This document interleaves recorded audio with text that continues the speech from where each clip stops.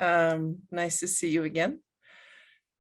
We're having our last of the 3 day that we talk about bodhicitta motivation and the way how it protects us in our spiritual practice. So, as always, we start with setting up a good motivation. So take a little bit of time to close your eyes and to let your mind settle in. Let your body settle in. You know, bringing all your awareness to the present moment, to the body.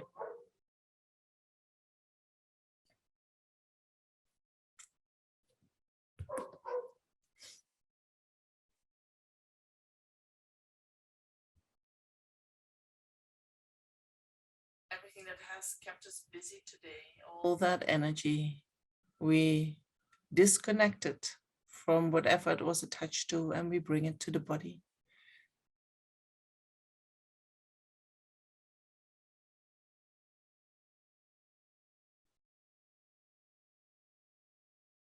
And all the energy that is ready to start what is going to happen after this session. Also that energy we disconnect from beyond the session and we bring it here to the body.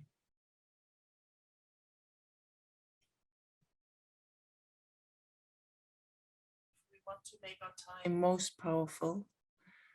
We need to make sure that all our energy is in the moment.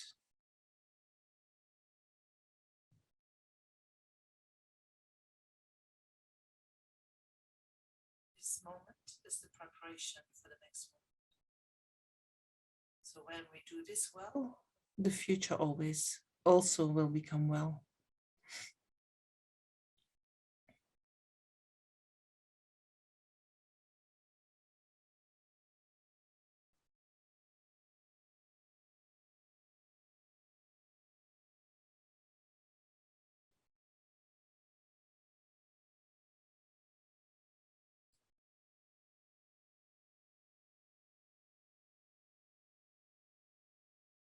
And set up a good motivation.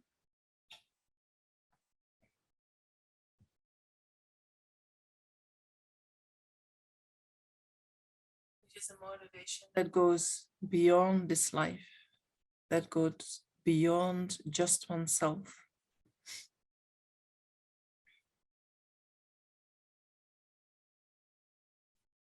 And the best motivation that we can set up is that we are motivated by the wish to develop our potential for wisdom and compassion fully, so that we can be of greatest benefit to all sentient beings.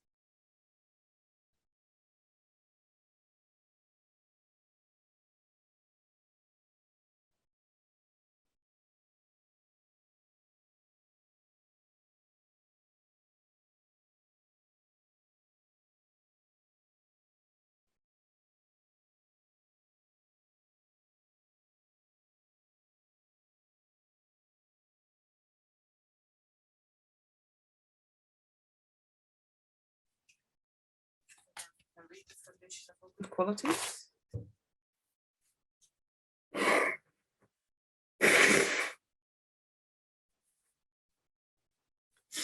Would you please excuse me? Your audio is fading in and out sometimes. Is it? I'm here on maximum volume, so I don't know if you can adjust.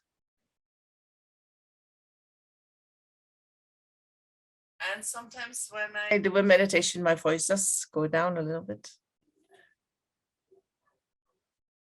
So Michael, you have the foundation, you are muted, so I can't hear you. When you pause speaking, when you first come in, your first sentence is really quiet and then it comes up to normal. Oh, okay. That could be a connection problem. Is everything connected tightly? Yes, very Okay. tightly. Okay. Michael, can you put up the foundation of all good qualities, please?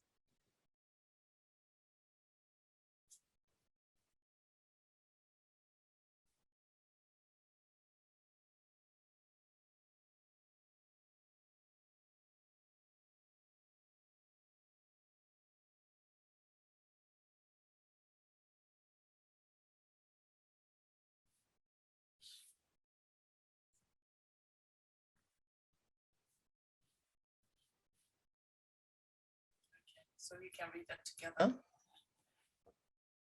The foundation of all good qualities is the kind and venerable Guru. Correct devotion to him is the root of the path.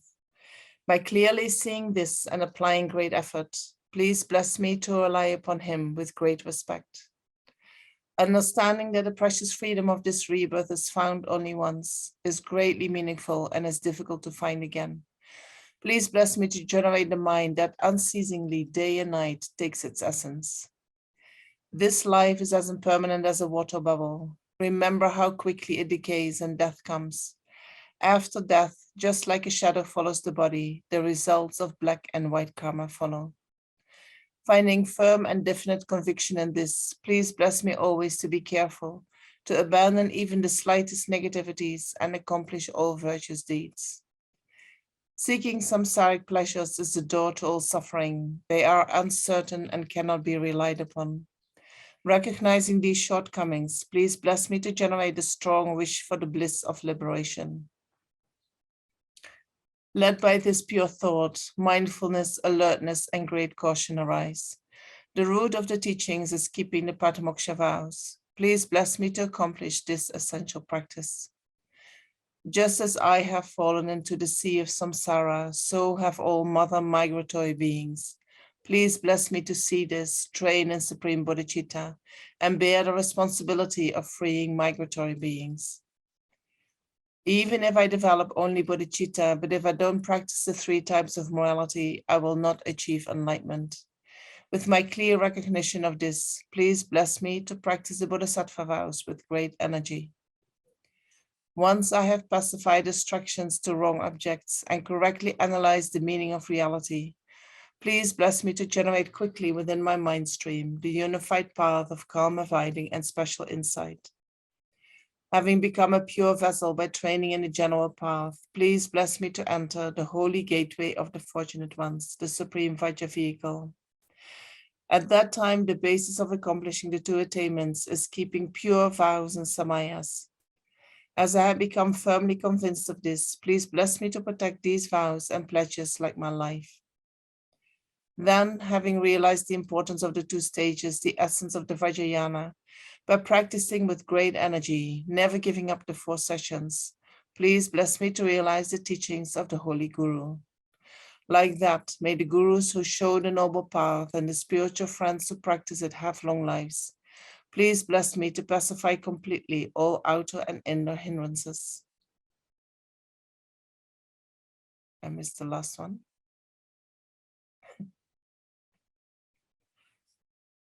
There was one more verse, Mike.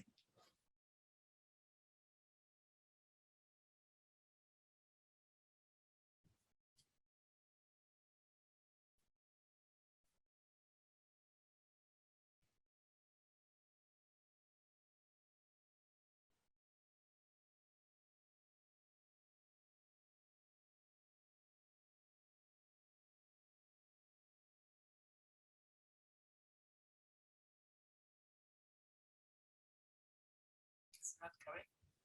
Michael.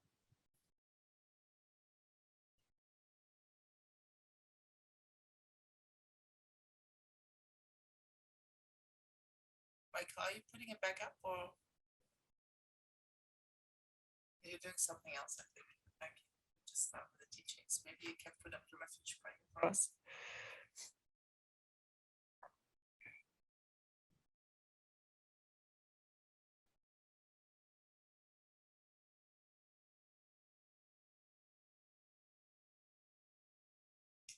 I think I lost contact with Michael. Oh no, there it is. Okay, we do the last verse.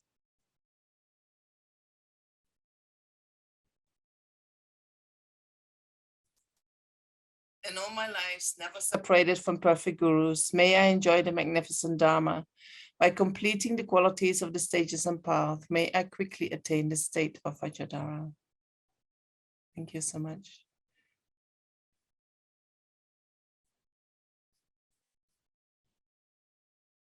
And then we do the refuge prayer.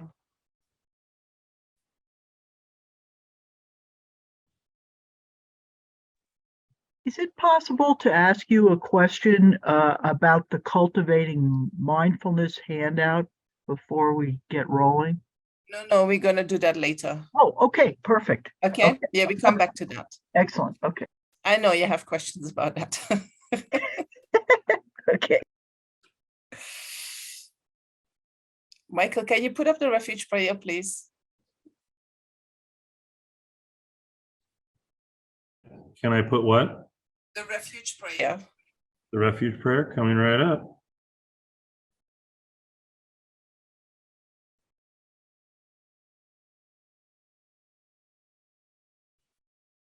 Oh.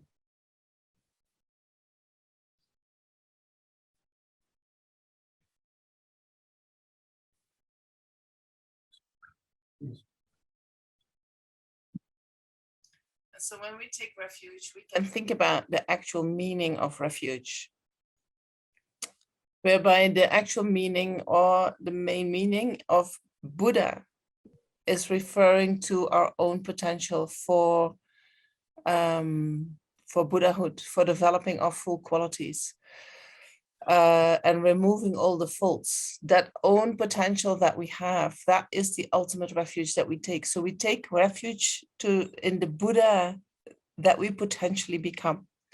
And in order to establish that refuge, we have examples like the outer Buddha, the historical Buddha, our teachers. Taking refuge in the Dharma means that we take refuge in all the good qualities that we have, all the realizations of the path that we have, or that we're going to develop. That is the real refuge, the real Dharma refuge. And in order to achieve that, in order to really actualize that, we have, of course, the Dharma texts, we have the teachings that we receive. These are also Dharma refuges. And then the Sangha refuge is the Sangha that we're going to become. The Sangha who has developed all good qualities, has removed all faults. And in order to develop that potential to become the Sangha refuge, we rely upon all those people who support us in doing so. So in taking refuge, keep that in mind. And we can do it in English 3 times. I go for refuge until I'm enlightened to the Buddha, the Dharma, and the Supreme Assembly. By my merits created through listening to the Dharma, may I become a Buddha in order to benefit all sentient beings. I go for refuge until I'm enlightened to the Buddha, the Dharma, and the Supreme Assembly. By the merits I create through listening to the Dharma, may I become a Buddha in order to benefit all sentient beings. I go for refuge until I'm enlightened to the Buddha, the Dharma, and the Supreme Assembly. By the merits I create through listening to the Dharma, may I become a Buddha in order to benefit all sentient beings.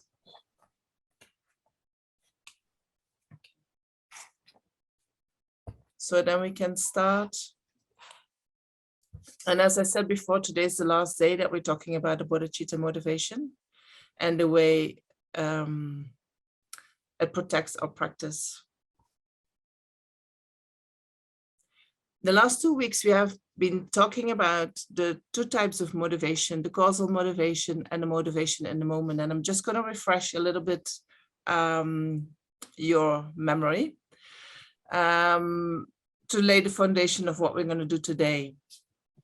So of these 2, causal motivation and motivation in the moment, we can say that, for instance, when we generate the Bodhichitta motivation at the beginning of the day, that is the causal motivation that is going to influence whatever we're doing the rest of the day. In order to generate that causal motivation, we bring mindfulness to the moment, and then we go through all the stages that we need to go through in order to develop Bodhicitta, and then we try to let our mind merge with our Bodhicitta motivation. When we do that really well, we know that it has effect during the day. Then we have our daily activities, and we engage in them more mindlessly than mindfully. And so the motivation that we have to do daily activities is normally just the motivation for happiness in this life, for the wish to be free of suffering in this life. It is, we do them in dependence on like an automatic pilot. We don't think about it, we just do it. That is the motivation in the moment. It is very difficult to bring to our daily activities mindfulness again and again. And our mindfulness is not so strong. In general, we are more distracted than mindful. In general, especially with things that happen day after day, we don't think about it, which means we do not bring mindfulness to that activity, which means that the motivation that we are coming from in that moment is not coming from bodhicitta, right? It is coming from attachment to comfort or the wish for freedom to be, the wish to be free of discomfort. So when we have developed that motivation in the morning, that bodhicitta motivation in the morning, then sometimes that will come through even in the daily activities, right? Somehow it is underlaying. So it is very important to do that.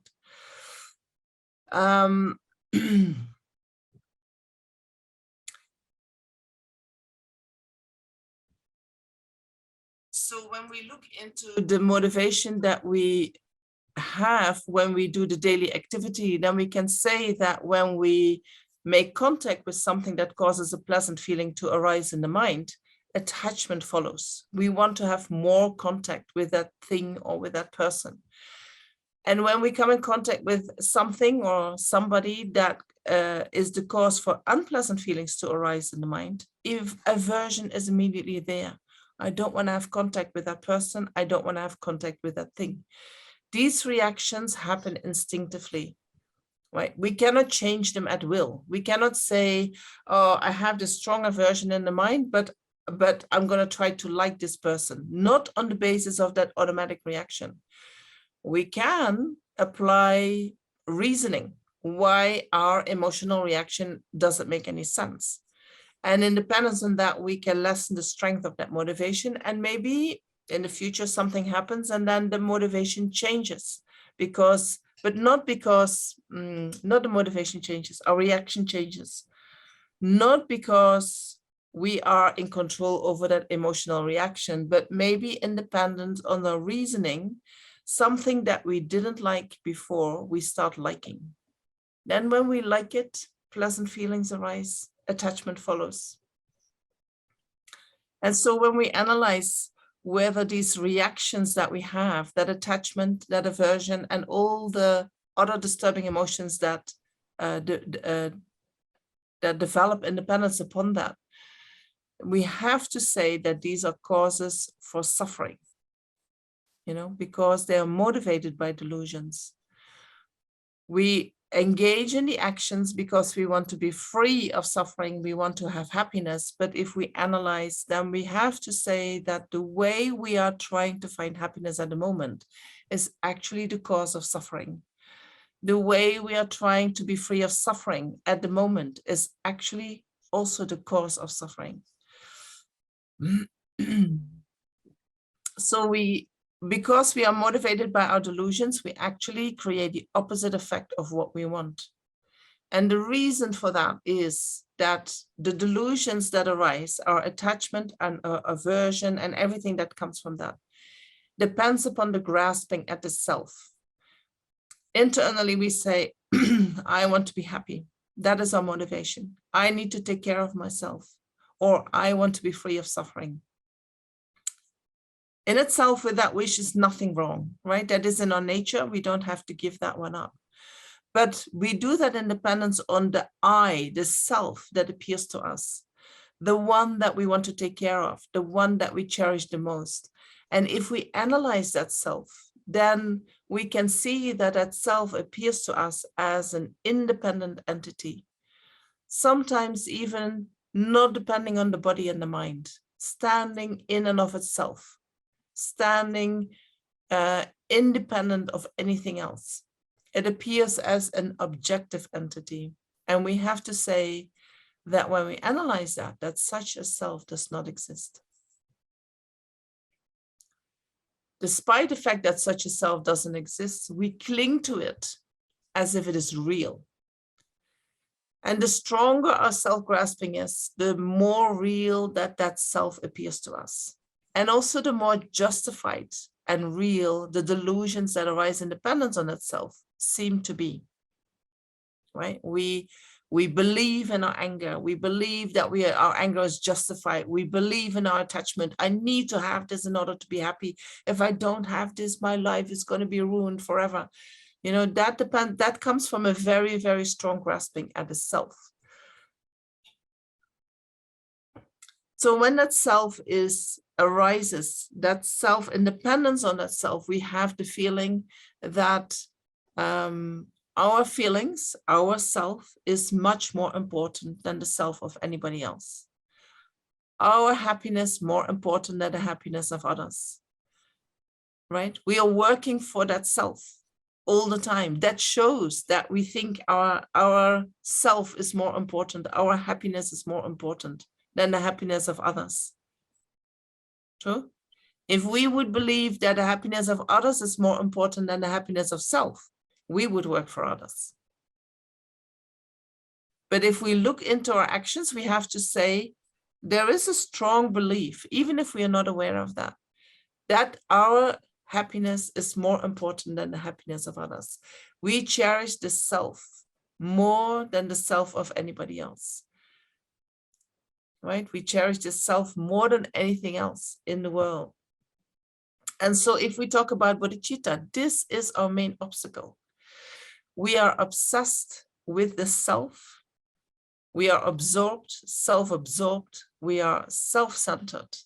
And if we want to generate bodhicitta, we need to address that obstacle. That is the main thing to do. And, you know, I know that often we immediately jump to the happiness of others, as if we step over that grasping at the self. And I did that myself for many, many years. But I came to the conclusion, no, I have to start at the beginning. I have to address that self-grasping also, to develop the wisdom mind that understands that cherishing that self is actually, it sounds maybe rude, but it's kind of a stupidity. It is a mind that is blinded that is cherishing the self. It is a mind that doesn't understand the nature of reality that is cherishing the self. And the more we develop the wisdom that can see that the self-cherishing mind and the self-grasping mind has no foundation in reality, the easier it is to actually let it go and truly work for the happiness of others. Right? If we don't do that, then often cherishing others can be mixed with wanting to please others, which has a kind of a hidden agenda of I'm pleasing you because I want you to like me. I'm pleasing you because I want you to love me. I'm pleasing you because I need to be valued. I need to be appreciated. I need something back, right? This slips in when we do not put enough work in really seeing what the problem is and addressing that problem. So having said that, we can go into how we generate bodhicitta. And so whatever we are doing, whatever actions we are engaging in, if we do it for just our own benefit, whether that is our pleasure, our comfort, our reputation, you know, oh, I have to make sure that people talk properly about me, or if we do that with a bodhicitta motivation, fine, you know, but often we do that because I want to be seen in a certain light. These motivations are all negative motivations. These are the 8 worldly concerns. And negative means that actions done under the influence of that motivation become the cause for future suffering, right? That makes it negative, nothing else. You can do motivations that seem to be positive in our eyes, but if it is done with a negative motivation, it still becomes the cause of suffering. So whatever we are doing just for this life, for our comfort now, for our pleasure now, is not Dharma practice, right? This is what they always say. that is not a good motivation. And when we say at the beginning of teachings, develop a good motivation, then that is a motivation that goes at least beyond this life. For instance, avoiding rebirth in the lower realms, or achieving complete liberation from cyclic existence are good motivations, but they're not the best motivation that we can generate. Avoiding rebirth in the three lower realms is called the small scope motivation, and I'm sure you all have heard about that. We realize that this life is not going to last forever. Death is going to come one day, and we will be reborn somewhere. You know, where are we going to go? Where we're going to go depends on our motivation in this life, depends upon our actions in this life. If we continue doing what we're doing, if we engage in actions, especially that are harmful to sentient beings, then we are creating the causes to be reborn in the lower realms. So this is what we first need to start to avoid. Ooh, I do not want to be reborn there.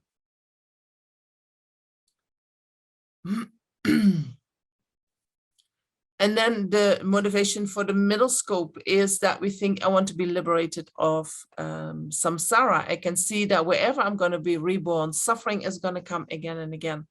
And even if I'm reborn next life in a good rebirth, that doesn't guarantee that the lives after that I'm going to be reborn in a good rebirth. So better to generate a mind that completely is free of being reborn again and again in samsara.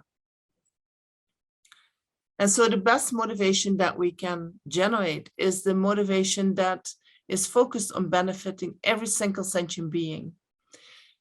In order to be able to benefit every single sentient being, we need to achieve full enlightenment. That is the only state of mind that has the capacity to embrace all sentient beings and have that wish to be able to benefit them.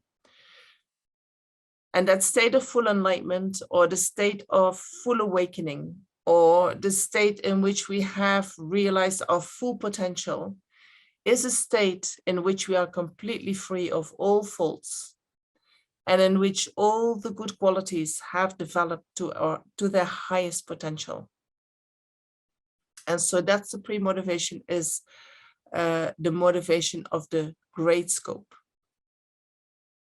And so when we have that great motivation, every activity that we engage in, whether that is the practice of giving or the practice of ethics, or listening to the teachings, meditating on the teachings, and so forth, all that becomes a practice of the great scope. What it means is that it creates the greatest merit.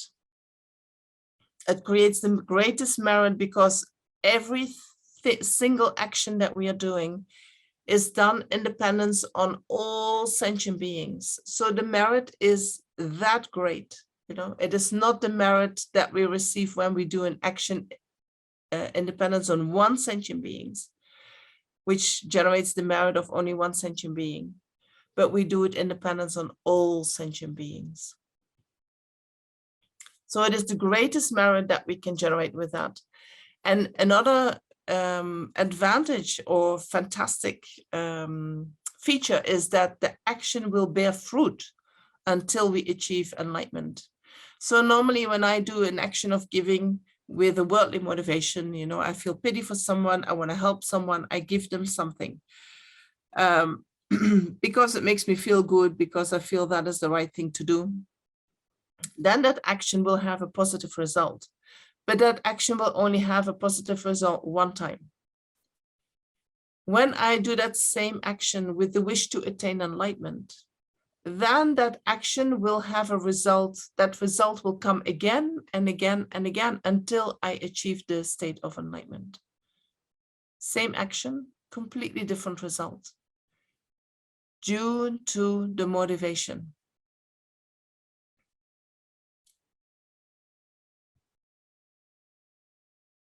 So that is very important to keep that in mind. If we want to go fast on the spiritual path, you know, we need bodhicitta. Bodhicitta is like the motor of a Ferrari. It just goes very, very, very fast. We are at the moment, I think we are on the bike, going very slowly. And so when you hear that, you might think, oh, okay, yeah, it's really important to practice Dharma.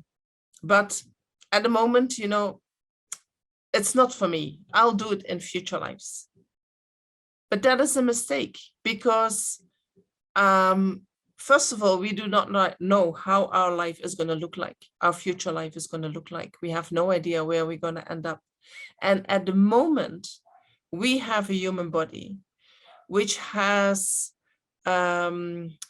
exceptional opportunities and exceptional attributes. You know, we have found a human life, what we say, with the 8 freedoms and 10 richnesses. And if you go to the Lamrim and you read about precious human rebirth, you read that when you have found a human life, which is not just a human life with an intelligent mind, but you also have found a human life which has the 8 freedoms and 10 richnesses.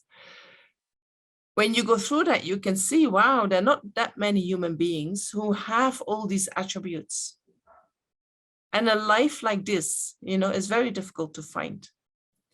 It is very difficult to create all the causes, to have all the tools together as we have them right now, to have all the attributes to a human life that we have right now, of finding the teachings, of finding a teacher, of finding people who support the teachings, of having a healthy body, and more of these attributes. Very difficult to find that all coming together. So you can't say, oh, I'll do that next life, you know, because if you have everything right now to do it and you don't do it, why would you do it in the next life? If you have everything now together and you don't do it, you know, when are you going to do it? This might be your only chance, right? So it is very important that we don't waste this life. And then you might think, oh yeah, maybe you're right. You know, maybe I should practice Dharma in this life, but not right now. You know, I'm too busy. I'm too busy. I need to finish many, many things. They're so much more important than just doing practice. You know, I need to make this for this person, and I promise to do this, and then I have my family, and I'll practice when I get time. You know, maybe some people put it off until they finish work, become a pensioner. But even that is a big mistake because we do not know whether we're going to live that long, you know.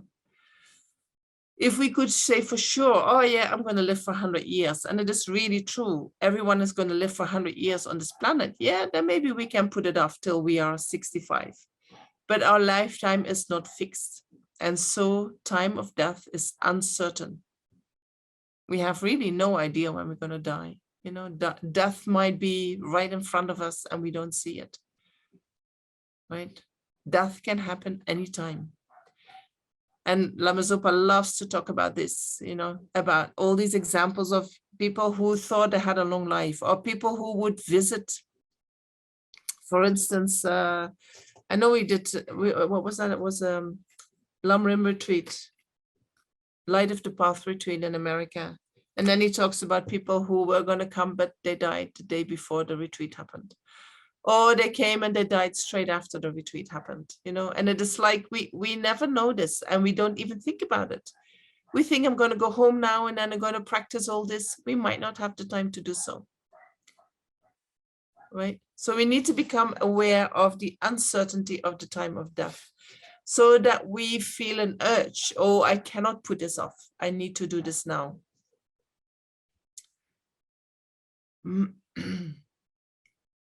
And so when we are not aware of these things, we might not feel responsible for our own future, you know, but once we feel like, oh, yes, you know, I actually have a responsibility for myself, for my own actions too, because my actions are going to determine my future.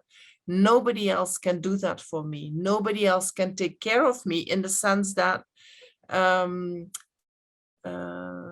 for instance, now I'm suffering. Somebody can do something to relieve that suffering.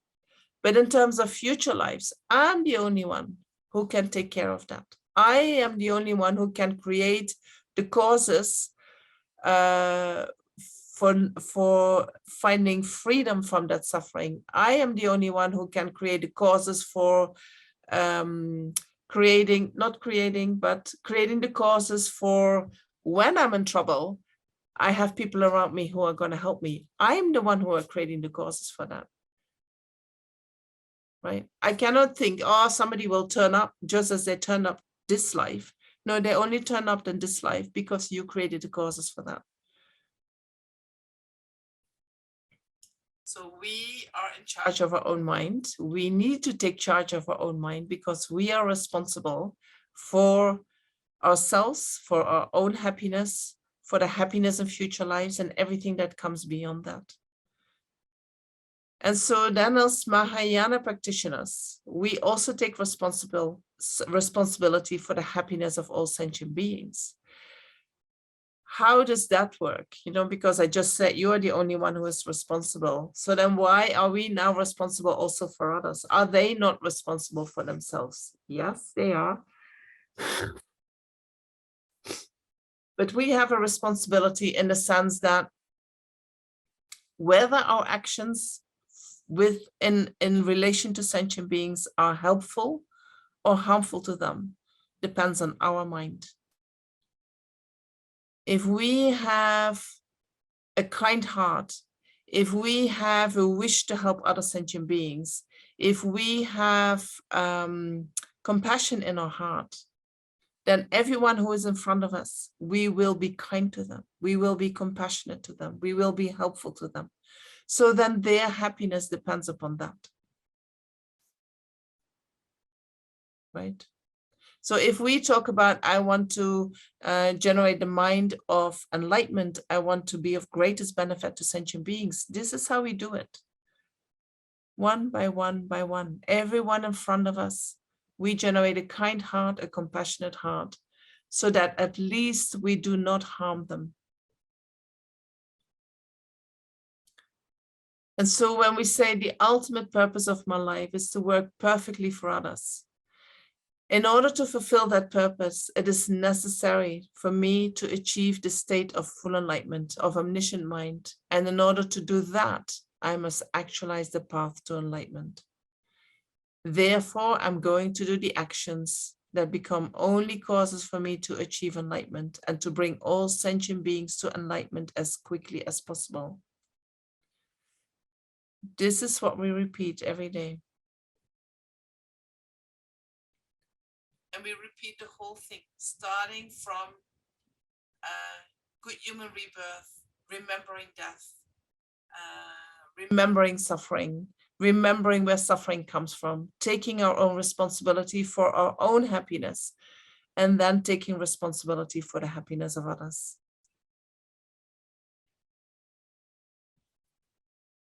And so it is said that we can attain enlightenment in one single lifetime in this degenerate age, but it's not easy to do. I thought I can do that, you know, before I became a nun. I thought, oh yeah, I'm going to do that. But I've changed my mind a little bit about that. And I realized that it takes so much merit. It already takes so much merit that we need from past lives. And in this life, it takes a lot of hard work and it takes a lot of great intelligence, you know. And so to have all that coming together is really only for a few, you know. And I don't know, I don't think I'm part of these few. But even if we are, you know, we cannot expect that it is going to happen in this life. It might take lifetimes for us to do so. And we need to be prepared, to be willing to practice in this way for lifetimes. But what we can do in this life, you know, we can devote our life to developing qualities such as love and compassion. And we can avoid actions that harm ourselves and others as much as possible. And when we do that, then we can have great hope, or we can assume that in our next life, we have all the conditions coming together that we can continue where we left off in this life. And if we practice in this way, then over a series of lifetimes, eventually we will progress to the state of Buddhahood. We will achieve that state of Buddhahood. So generating bodhicitta, the biggest obstacle that we have is what we said, this self-grasping mind, this self-cherishing mind, which is very biased, which is always after what we like and trying to avoid what we don't like. And so the biggest obstacle is our lack of equanimity.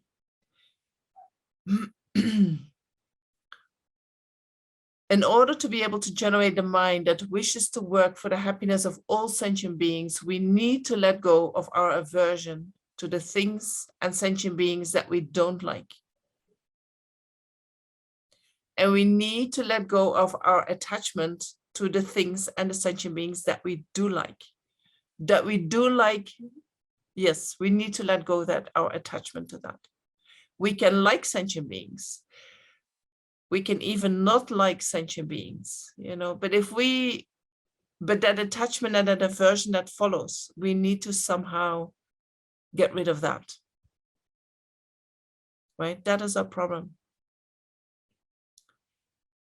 So there are many ways how we can tackle our biased minds.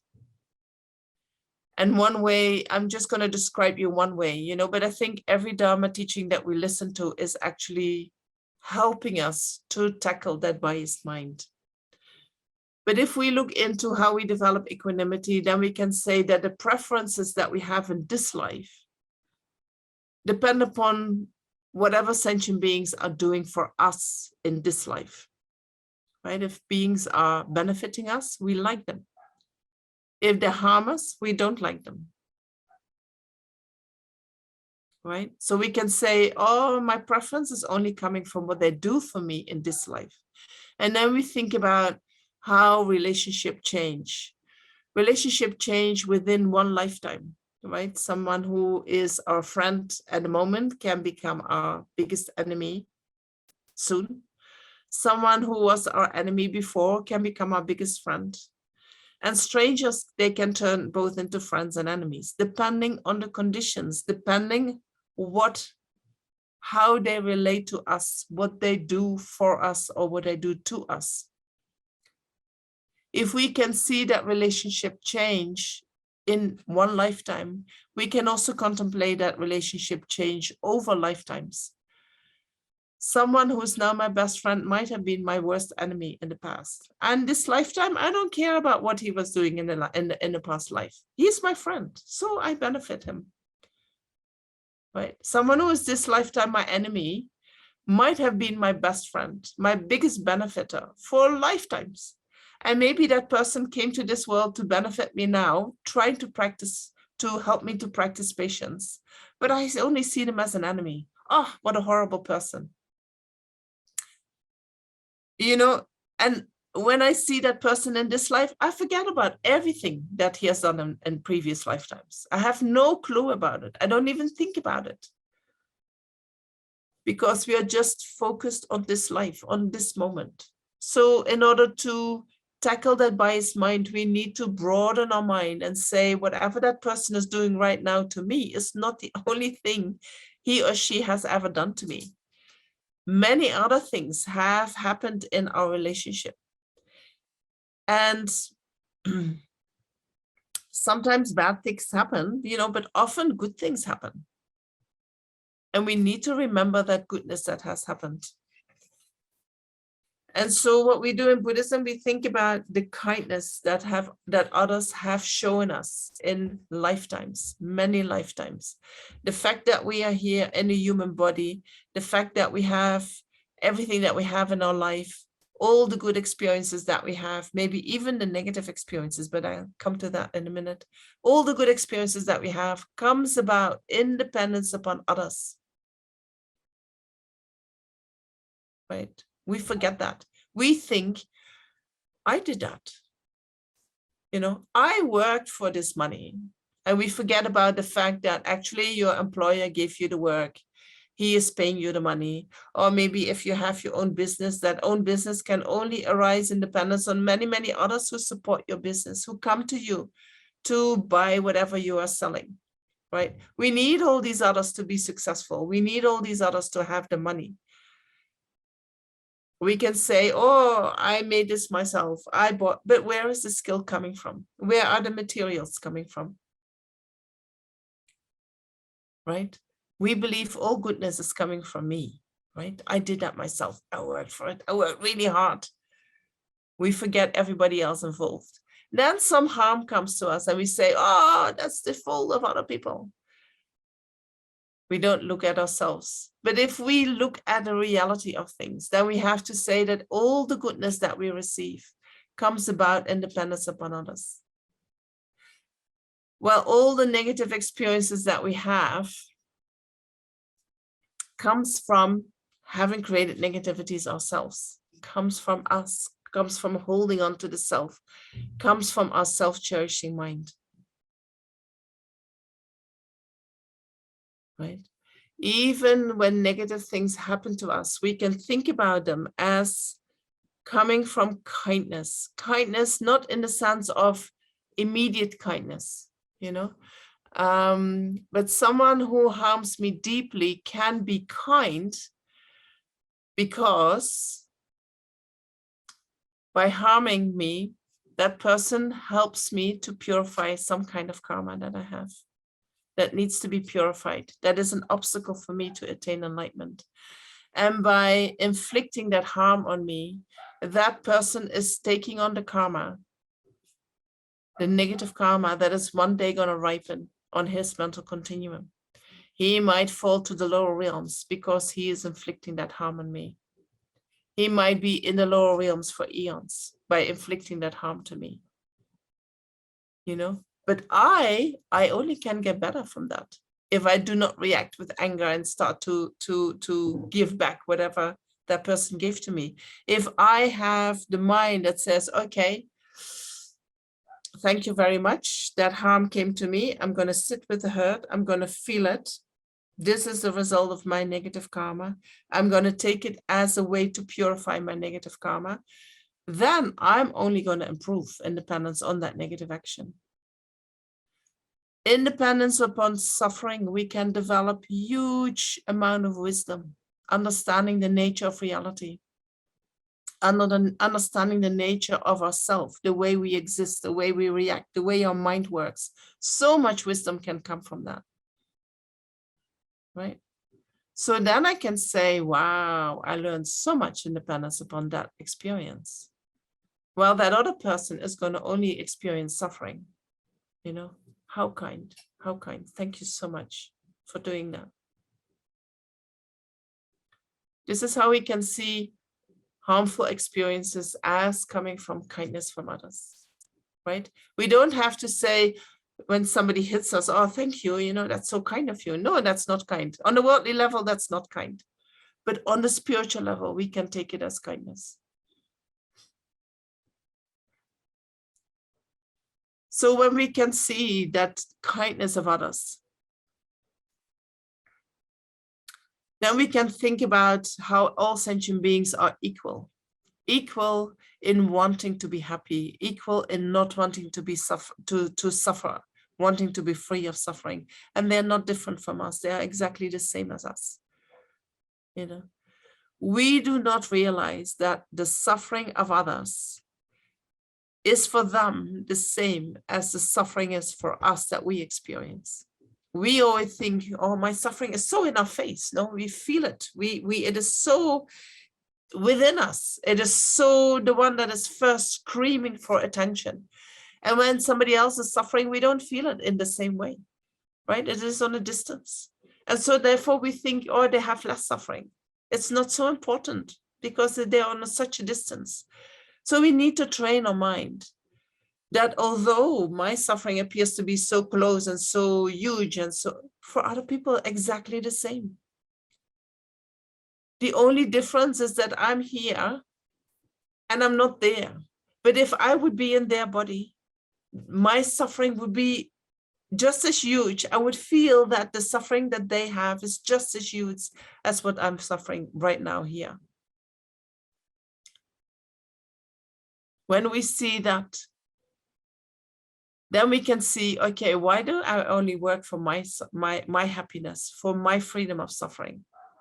That's kind of weird, right? If everyone is experiencing the same, why do I choose me? Oh, because I'm present here. Yeah, but maybe tomorrow you're present there. That's the only difference. I'm present here and I'm not there. But in Buddhism, we say, you know, if you work only for the happiness for yourself, for that person where you're present with, you only generate the merit of making one person happy. But if you could change that attitude and you could work for the happiness of everyone, you create the merit of everyone. If you can see that you are only one sentient being, you know, and that the happiness of all the other sentient beings is far more important than the happiness of one sentient being, it can help us to change that mind.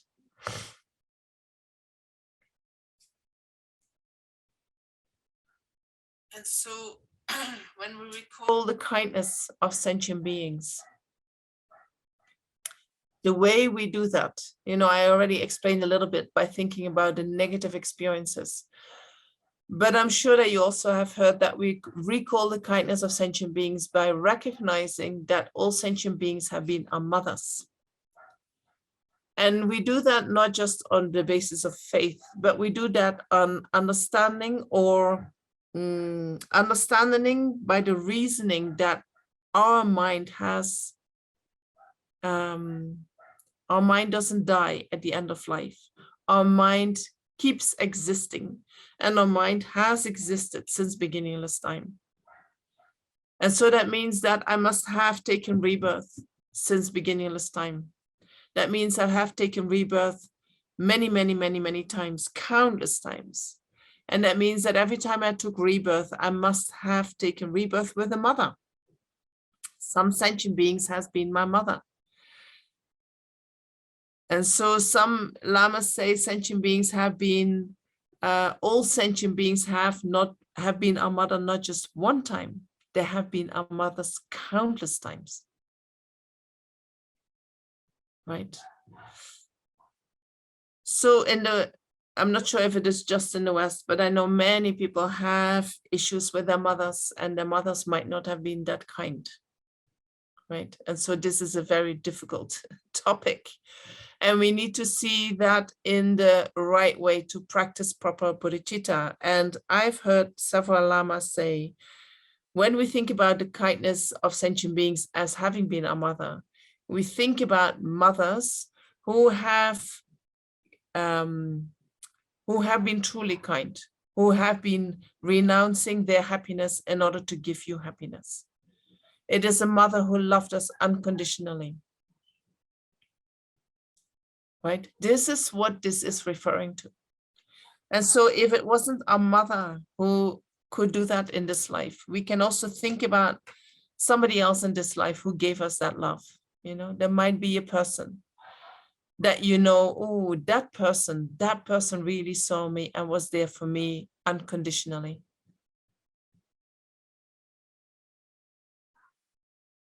Right? Hold on, Karen. I'll finish this and then you have time for your question. You can think of another person. Maybe it was your dad. Maybe it was an auntie. Maybe it was a teacher in school. You can think about that if there are too many issues with your mother. Lama Zopa is a little bit more tough on us in this regard. And he says, no, even if somebody has been unkind, they have been so kind to you, you know. But in order to get to that, we need maybe to make a few more steps first before we can see that. Right? So work with it the way it works for you, you know.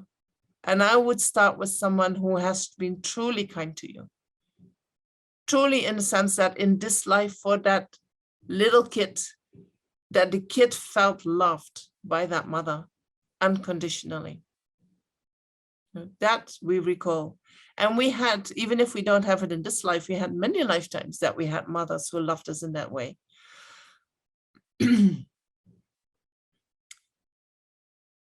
Sentient beings also have been kind to us when they were not our mother. right? If we look into this life, we see many sentient beings who are kind to us. Well, they're not our mothers. And so in dependence on that kindness, we receive, and in dependence on that receiving, we develop our good qualities. So when we can see that, and we can see the disadvantages of the self-cherishing thought, and we can see the advantages of cherishing others, then we can generate a mind that says, I'm going to repay the kindness of others. You know, I'm gonna appreciate so much what they have done to me. When I see their kindness, they become so attractive to me, isn't it? It's like if in this life somebody is kind to us, we want to repay that kindness. When somebody is kind to me, we like them. They become attractive to us. Right? It's very difficult to do something negative to somebody who has done a lot of good to us. Actually, when somebody has done a lot of good to us, we turn a blind eye for their negativities. Or when something happens that we don't like so much, we somehow feel like, no, it's not going to hurt me. I know he didn't mean it like that. Oh, I know he didn't do that intentionally. And it is gone because they're so kind. And so this is the attitude that we try to develop with respect to each and every sentient being, seeing their kindness so much that they become attractive to us. Like His Holiness says, whoever appears in front of me, I only see a friend. I see an old friend.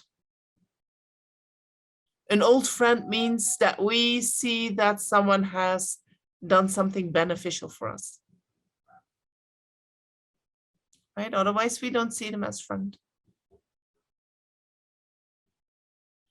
And then from that incredible love that we can generate for the sentient beings,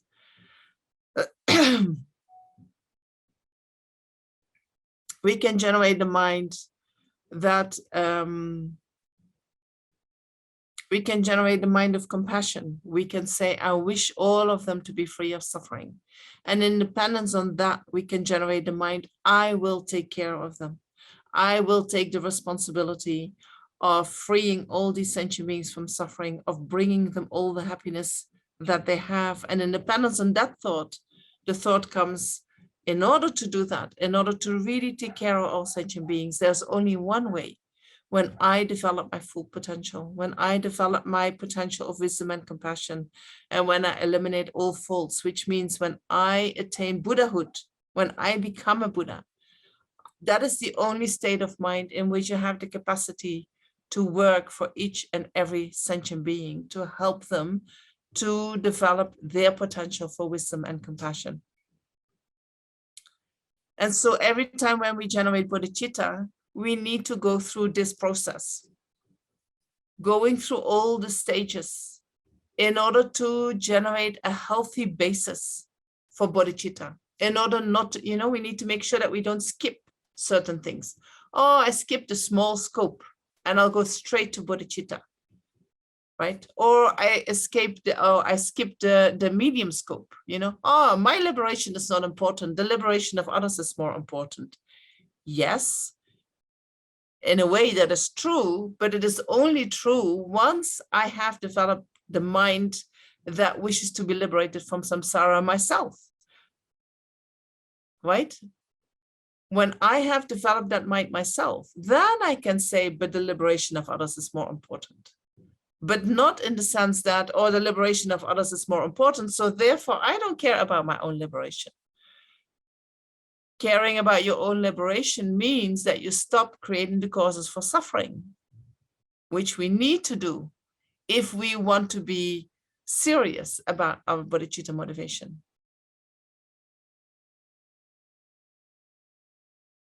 Right? We need to take care of our own liberation if we want to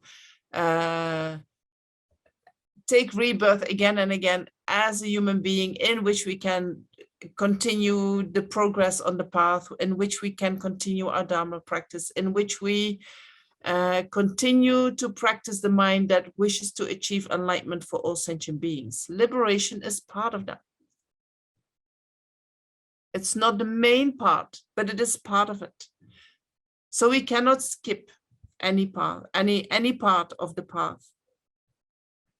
And I know that we're all short of time, right? So you say, oh, but I cannot do this the whole every day. But what you can do is you can go through the points. What we did, for instance, when we read the Foundation of All Good Qualities, and that is the reason why I wanted us to read it every session that we're doing. You go through the whole path. And so you can, when you read it, it takes you 3 minutes, 4 minutes, and then you have read the whole path. Then, if you have time on the site, you develop more knowledge about each and every point. The more knowledge you have about each and every point in the Lam Rim, real knowledge, right? Deepen that knowledge. Then when you read the Lam Rim, you remember that knowledge. Your body remembers, your mind remembers that knowledge, right? So then even when you read the Lam Rim gets so much more meaning. The feeling that it generates in your, I'm sorry, I'm trying to speak really fast because I have the feeling I want to tell you so much. The feeling that it generates in your mind becomes more deep, more intense. What you also can do is say, okay, I can read it every day because then I can make good imprints, but every day I stop at one verse and I'm going to deepen that verse. I'm going to meditate on just that verse, on the aspects of that verse. And in order to do that meditation, I first collect all the knowledge that I need to have in order to do that meditation. And so every day I meditate on another verse, or every week I meditate on another verse. Right? And so when you do that every day, then you look back after 1 year having done that and you think, wow, you know, now so much more is happening in my mind when I go through the Foundation of All Good Qualities. And if you go to the, FPMT retreat prayer book, you can find several Lam Rim prayers, and maybe you have a different preference. You know, choose whatever is most appealing to you, what generates most feeling in you, and read that every day. And so when we do that, whatever we are doing, the Dharma, our motivation becomes more real, more effective, more really part of us. And so what I like about this, you know, if we look into science and if we look into what brings most success when we set out for something.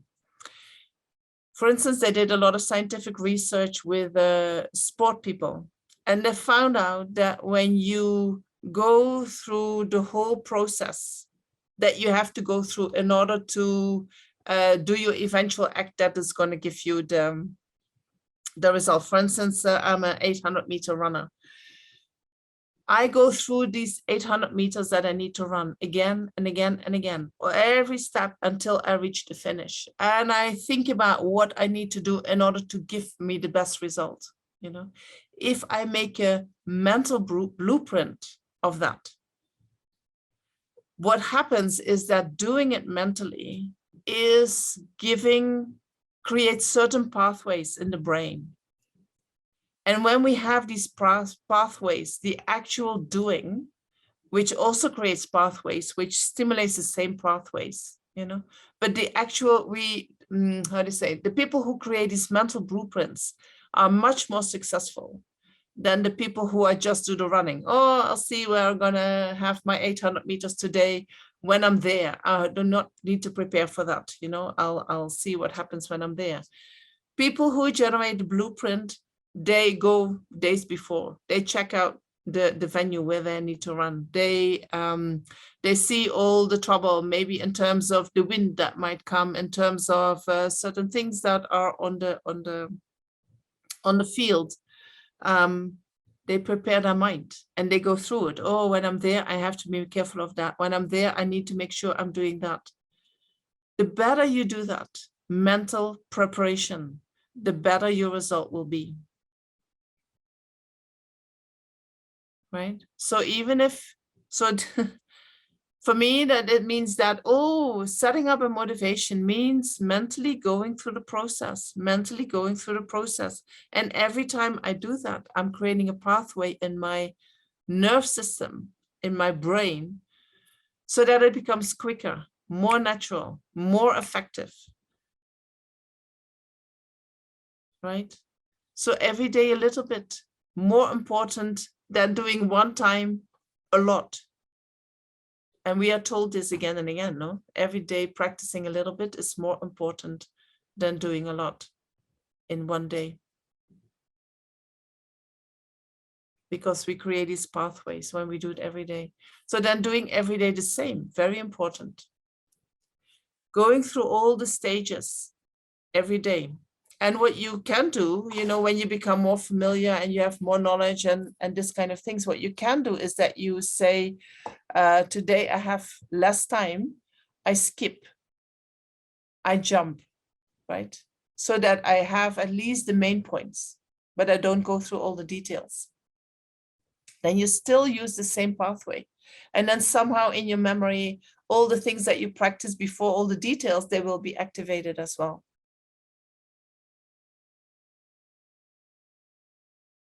Right? And so, yes. And let me stop there for a minute and give Karen an opportunity to ask questions, and everyone can ask a question if you have one. Well, actually, you answered a lot, but there's just a couple of small things. Lama Tsongkhapa, am I saying his name correctly? Yes, Lama Tsongkhapa. What else can I read? I'd like to read more of his writing. Oh. I mean, I know How that, difficult do you want to have it? no, I know Thupten Jinpa has a book out he just did of I think of his work, right? Well, that is probably the middle way, right? The Madhyamika Avatara, the illuminating the thought. I don't know the title. He just has a new translation he did, bringing his work to the West, and he Yes. gave a talk on the importance of bringing a number of texts that really have not emerged out of the East for the West, and how important it is to start translating a lot of these thinkers. So that's Yes. how I came across this, and then I realized that's the same guy for this handout. So I'd like to be able to try to read more, because I like the handout a lot.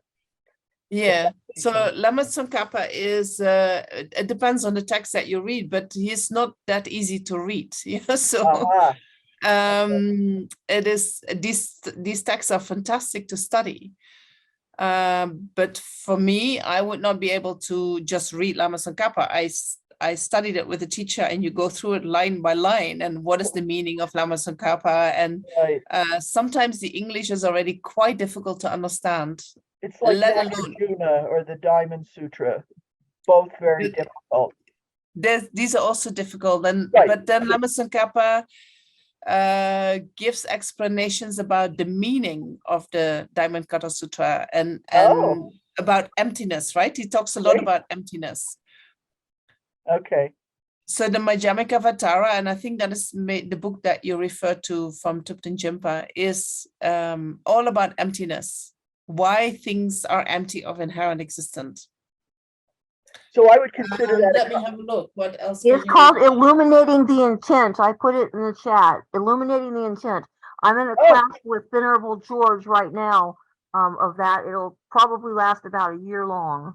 Wow, yes. Fantastic. Okay. Yeah. Or 2 years long, or 3 years long. And then there's another version I found called Elucidating the Intent by somebody else who does, we can't figure out who it is. But yeah, it's a good one, but it's not light. Yeah. It's not a book that you take at night and think, oh, I do a little bit of reading. You know, you really need to sit and you're going to study that, because it is very difficult. I find it very difficult. So I had a question. I came across an article today. Someone had written saying, look, what the world needs is more bodhisattvas, not more Buddhas. So you comment on that, please, because I found it confusing to read that. Yeah, me He just too. I don't know what how he or she sees Buddhas. You know, some people think that, oh, once you are a Buddha, you just sit somewhere on a throne and you do Exactly. nothing. Right. Or That's what he thought. yeah, but that's not true. You know, Right. that's not true. There But- are, But can you tease the difference in the two? well, in terms of bodhisattvas have not pathway. yet reached enlightenment, so they have not yet removed all the faults from their minds, in the sense that they still have, depending on the level of the bodhisattva. But can you become a Buddha without being a bodhisattva? I guess. Absolutely not. Right. Absolutely not. That's what I thought. Okay. We have to go through the whole whole process thing. of, you are a bodhisattva, and only a bodhisattva can become a Buddha. You cannot become a Buddha without being a bodhisattva. Right. Right. Okay. That's clarified then. And the Right. other is just a line from Cultivating Mindfulness. It's the second paragraph, the first line. It says, if instead you follow the self-cherishing thought, it will not allow you to gain the realization of bodhicitta. Yes. So, okay, what I want to understand, I think I understand, is if you're lucky in life to find a true love, a great love in another person, Mm. by its nature, pre-Buddhist studies, it's very self-cherishing. Yes. But once you've done some Buddhist studies, basically when you release yourself from attachment of that great love, you're even greater in love, basically, with that, Yes. correct? So I do Yes. understand that. Okay, perfect. That's all I need to know. Yes. So Buddha doesn't say we should stop loving. Right, of course. Right. But the way that we love at the moment, you know, when we meet a great love, we are so attached to that. You know, we so want to be with that one person. We so want to just be in that. And so then we forget everybody else. And so meeting a great love is wonderful on the individual level, but often that leads, because there's so much attachment involved, that we ignore everybody else. And for some people, that is the best they can do. Okay, fine. But if you say, but I want to also work for others, you have to let go of your attachment to that great love. And then instead of being focused on the benefit that that great love is giving you, you're going to share that great love with the world. Right. You know, and with others, and you are willing to let go of that great love in order to love others. You know, you take all these risks that you normally wouldn't do. You counteract that attachment that you have to, oh, but I want to hold on to that. Then your love becomes only deeper, and it becomes more extended to others, not just one person. It's such a shame that the West revolves around self-cherishing so much and attachment. It's not just the West, it's sentient beings. Yeah, in It's general. everyone. Yeah, I guess it's our yeah. It's our automatic instinctive reaction to be self-cherishing, because it instinctively we have this sense of a self, I. And then we have on top of that the feeling that my suffering is more than your suffering, my happiness is more important than your suffering. We all have that. Animals have that. Right? Animals have that. All sentient beings have that. But in the West, and I think it is also happening in the East, every time I say to Indians in the West, and I think, well, you're doing exactly the same, you know. Well, that was But my what we next are doing, observation. Right, because it's a mess now over in Asia with the invasion of Western stuff. You know, capitalism, the marketplaces. I mean, it's transforming. I don't know if Indians Buddhism love could- money. It's what? Indians love money. Yeah. They have heaps of money. They know Yeah. very well what to do with money, you know. But I think they never spend it so much in material stuff, but that they are doing that more and more. Well, Japan also, Thailand. I mean, my God, it's Everywhere. Yeah. But these are countries that historically had much different natures, I think, than the industrial age engine of the West that emerges in the 19th century. You know, it's Well, they're transforming. more focused around family, and family is very, very important, right? And so the loyalty towards the family and giving up your own happiness for the family is very important. And therefore, it looks like they are different than us. But if you talk to them and they really look into their mind, they also have suffered from renouncing themselves too early, by renouncing themselves for the family, Interesting. to renounce their happiness and put the happiness of the family first. They also have their traumas from that, right? But they're so good in suppressing that we don't see that yet, you know. But what we can see in the whole world, what is happening is that the value system that we were living on before, which we could find, for instance, in religion, is we have thrown that out and we have replaced that with attachment. And following attachment is really the new religion of the world. Absolutely, that's right. Yes. And so that happens everywhere in the world. And that is the problem.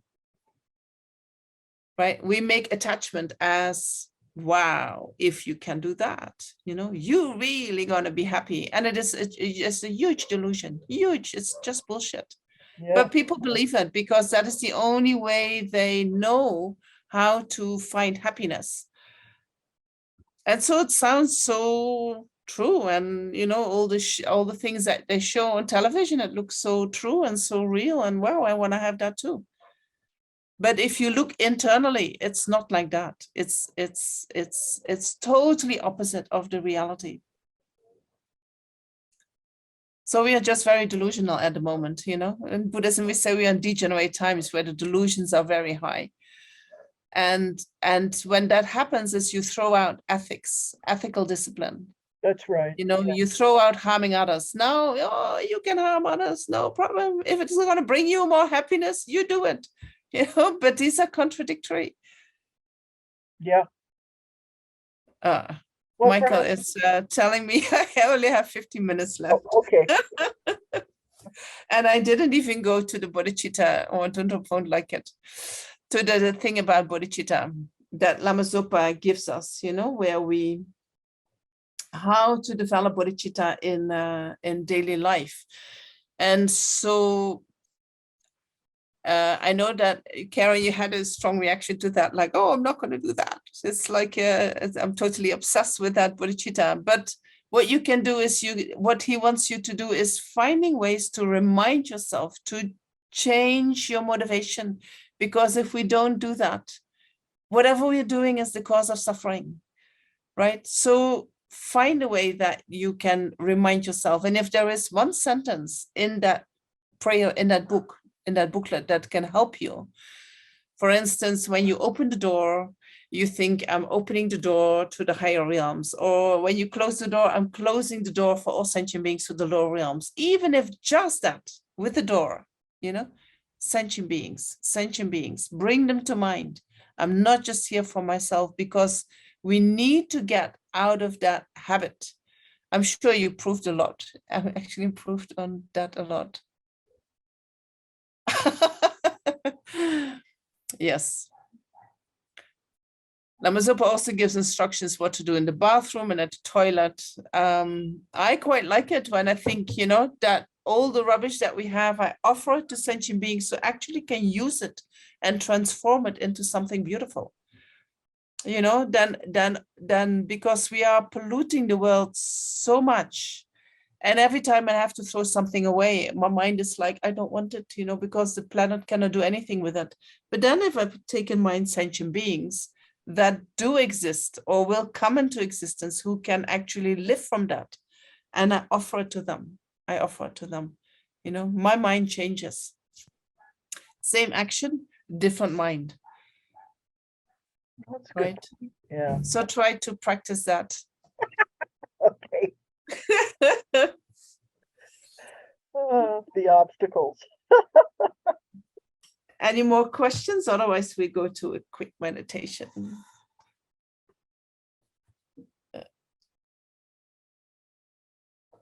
Did you have complaints, Michael, that I went on too long last time? No? I don't mind going 15 minutes later, but I don't want people to think, oh, there she keeps on going.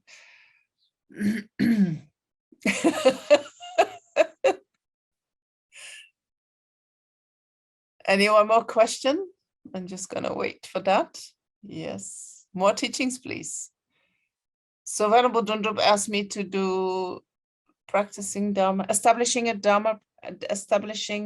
a practice in daily life. The module from Discovering Buddhism. I think it starts in March. So I will be there then. And you can also, you know, I have a YouTube channel. You can go to your YouTube channel and listen to teachings from before. Last week I listened to your BYOT series. It was excellent. What is that? Be Your Own Therapist? Be Your Own Therapist. Oh yes, I did a couple of them. Yeah, people love that. Yes. You like that? Good, good. YouTube, great. Yes, YouTube. Just Google me on my name, Lhundup Jamyang, and you get all the information. I even have a website. You can look on the website. And I'm a little bit behind with my website, but I'll post all my teachings on it. There will not be so much online, but whatever I do and gets recorded, I will put it on my YouTube channel so you can watch it. All right.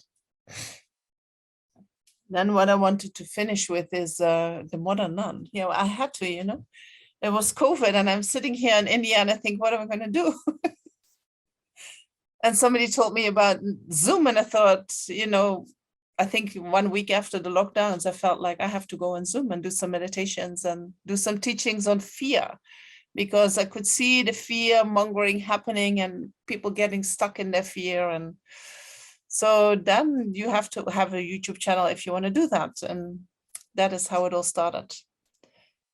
Otherwise it would never have happened.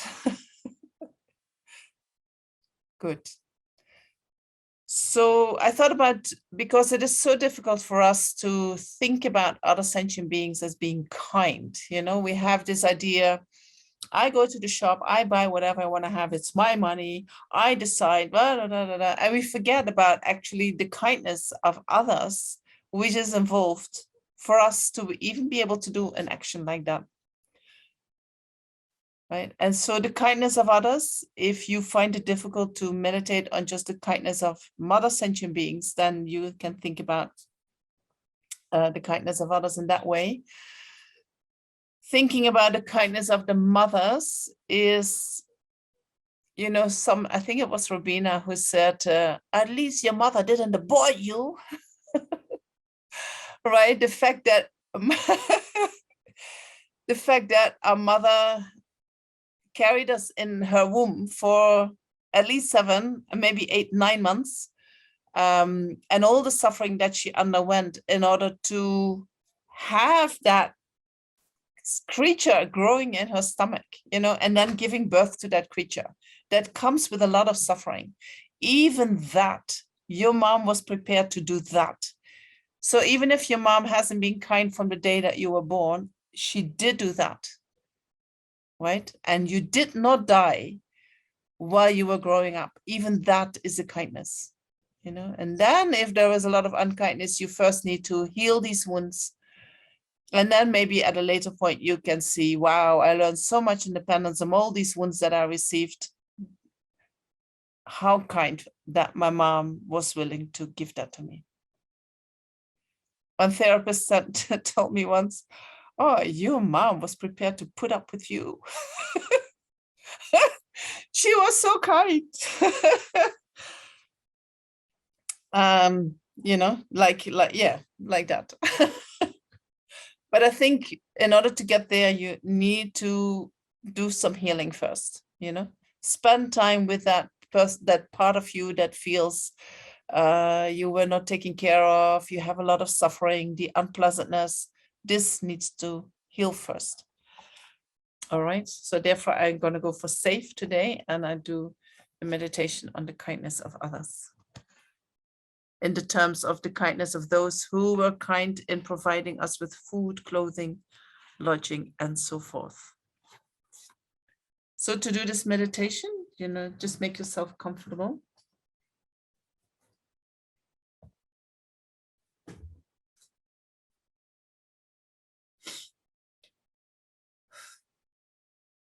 Maybe take a few deep breaths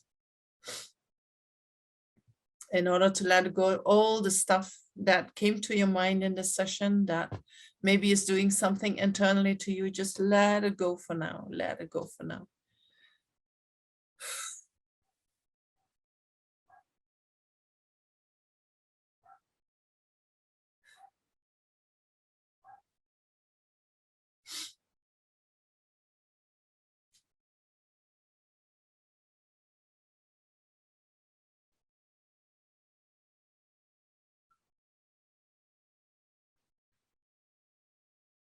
And then focus on your body for a minute or so.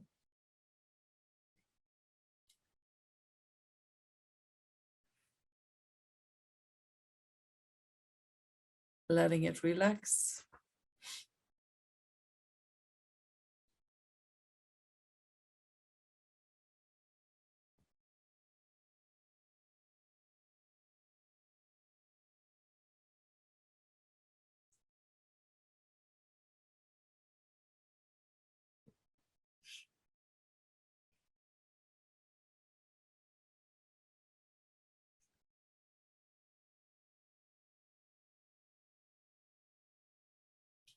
Mind has calmed down.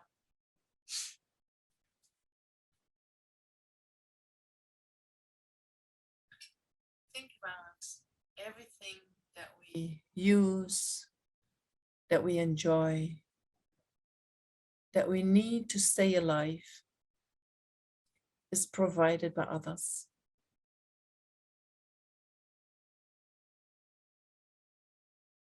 When we came to this world, we had nothing, just a body.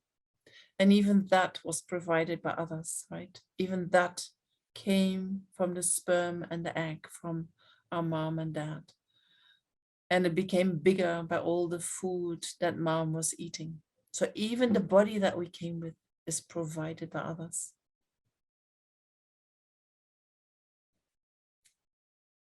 And we can focus on, for instance, the last meal that you ate. And all the people who made that meal possible.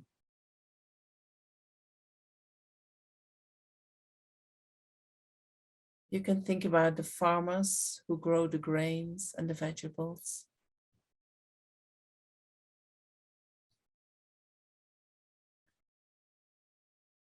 You can think about the people who help to harvest it.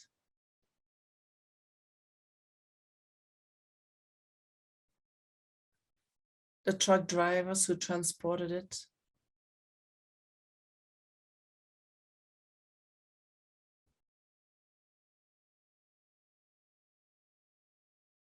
The people who work in the factories and markets to process, package, and sell the food.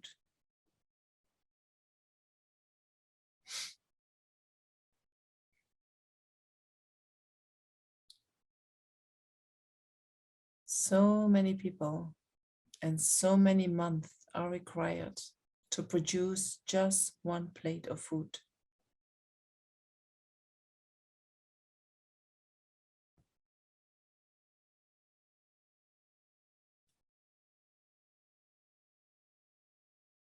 And if your diet includes meat and eggs and dairy products, then also animals are involved.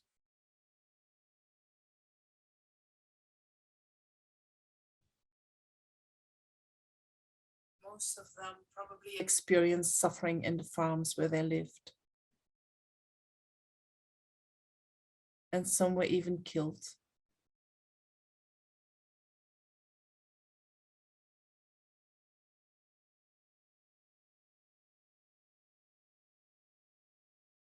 And we know more and more about the great suffering that animals go through. How they are exploited.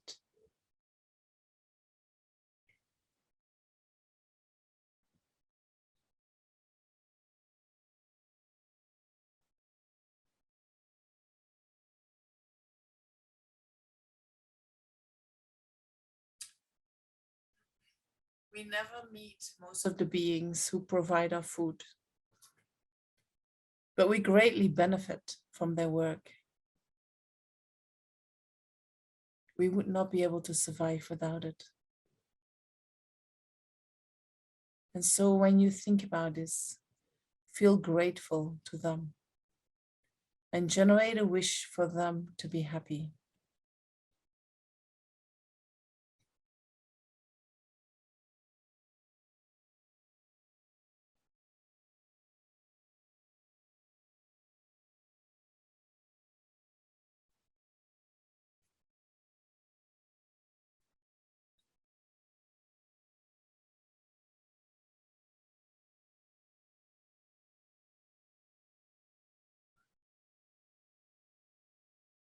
Same is true for everything else in our life. The clothes and the shoes that we wear, the house or the apartment that we live in,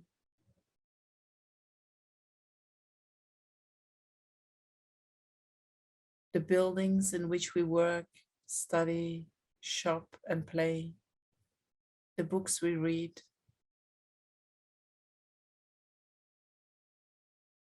the cars we drive,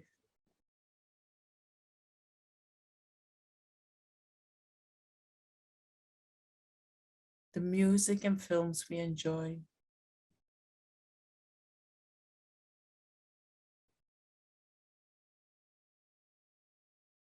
and also public services, water, electricity, gas, and so on. Each and every little part of what we benefit from depends upon so many sentient beings.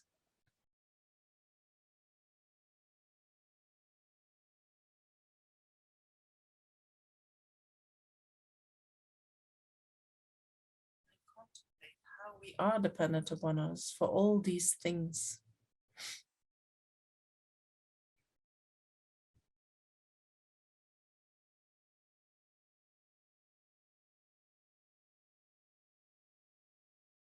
And appreciate the kindness of all those people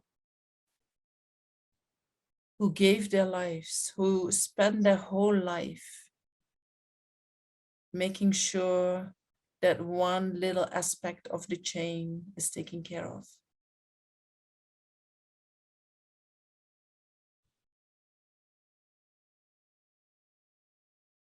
And then wish them to be happy.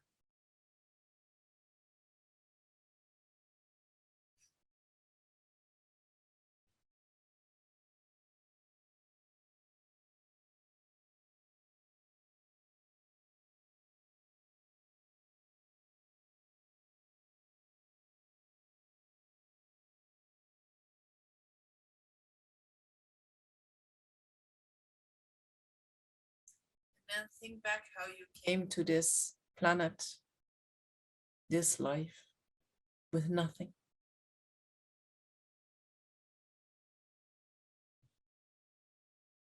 And see what you have right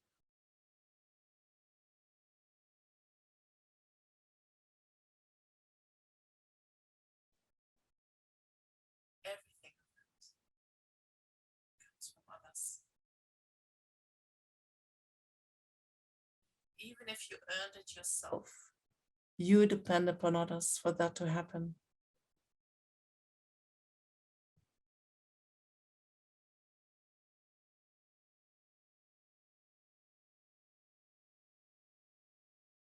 For instance, we depend upon our teachers to acquire knowledge and skills that are needed to get a good job.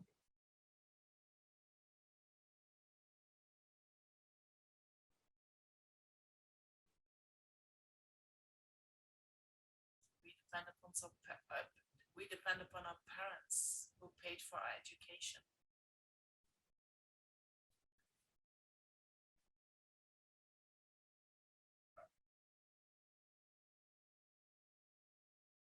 In order to make money, we depend upon an employer who hires us, or clients who enable our company to keep running, and so on.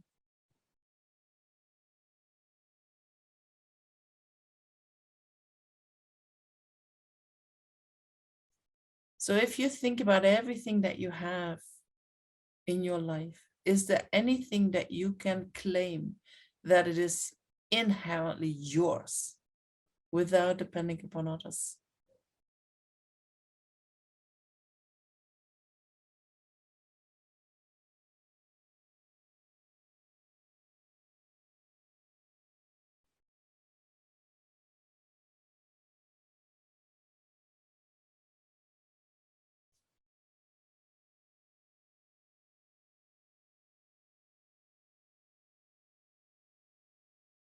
Is there anything that is really yours?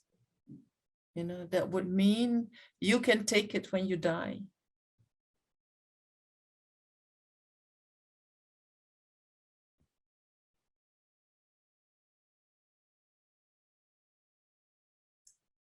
But then, if we really look, we have to leave everything behind.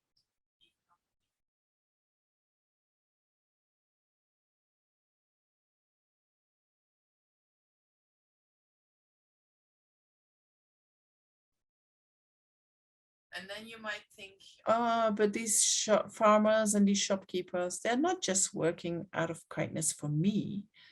They're just working to take care of themselves. They work to take care of their families. But are you sure about that? Do you know their motivation? You know, there are many farmers that might have an altruistic motivation, shopkeepers who have an altruistic motivation. They just want to help. They want to help others.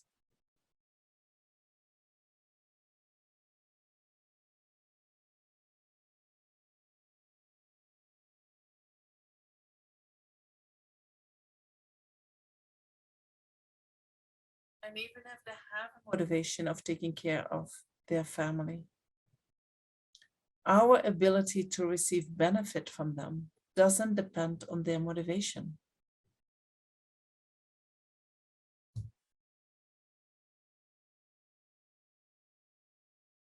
Right?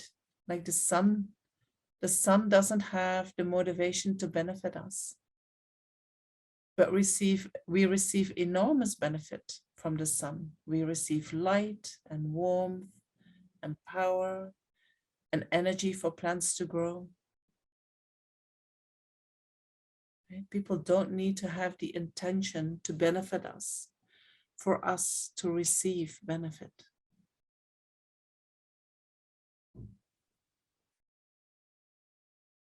So recognize and appreciate what others do for us. And then wish them to have happiness and only good experiences in life.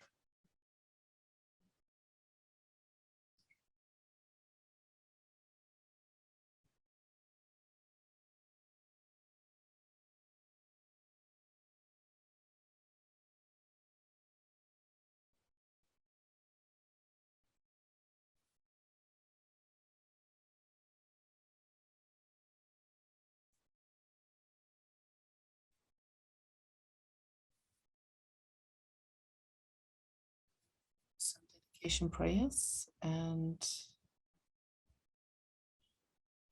I'm sorry, Venerable, you cut out there. Did you ask for the long life prayers or the closing no, I prayers? asked for the dedication prayers, but I also Okay, thank you. put some up. Where is it?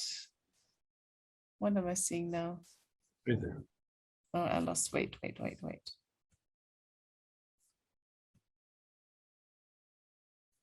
Okay. So we read these and then I'll put some more up to do a strong dedication for these three teachings that we had. Due to the merits of these virtuous actions, may I quickly attain the state of a Guru Buddha and lead all living beings without exception into that enlightened state. May the supreme jewel Bodhichitta that has not arisen arise, and may that which has arisen not diminish but increase more and more. And let me do some sharing now, and then later we can do the long life prayers, okay?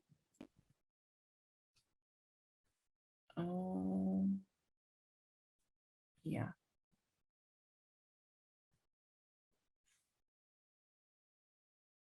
So you can see all this? Yeah. Due to all the merits of the 3 times collected by me, the numberless Buddhas and the numberless sentient beings, may all wars, sickness, famine, and economic problems in the world, and all dangers of earth, water, fire, and wind be pacified immediately, and may perfect peace and happiness prevail in everyone's hearts and lives. May the Buddha Dharma last for a long time, and may the sentient beings in this world meet the Buddha Dharma and achieve enlightenment as quickly as possible. And so we can learn to see others as wish fulfilling. You know, that means we can see that whatever they're doing to us, there is some benefit in them. So determined to obtain the greatest possible benefit from all sentient beings who are more precious than a wish fulfilling jewel, I shall hold them most dear at all times. And we can also be that wish-fulfilling jewel for others. Right? So that is the next dedication. Like a wish-fulfilling jewel and a wish-granting tree, may I fulfill the hopes of sentient beings without need for effort and exertion. May all be auspicious for me to accomplish their wishes. And then we can do the long life prayer of His Holiness and Lama Zopa Rinpoche. Michael. Yeah. Thank you so much. You who hold the subduer small way, who serve as the bountiful bearer of all, sustaining, preserving, and spreading Manchuna's victorious doctrine, who masterfully accomplished magnificent prayers honoring the 3 jewels, Savior of myself and others, your disciples, please, please live long. The wish-granting, wish-fulfilling jewel, source of every single benefit and happiness in this world, to the incomparably kind Tenzin Gyatso I beseech, may all your holy wishes be spontaneously fulfilled. All right. Thank you so much for being here. And I hope to see you next time when I'm doing the sessions for the Discovering Buddhism.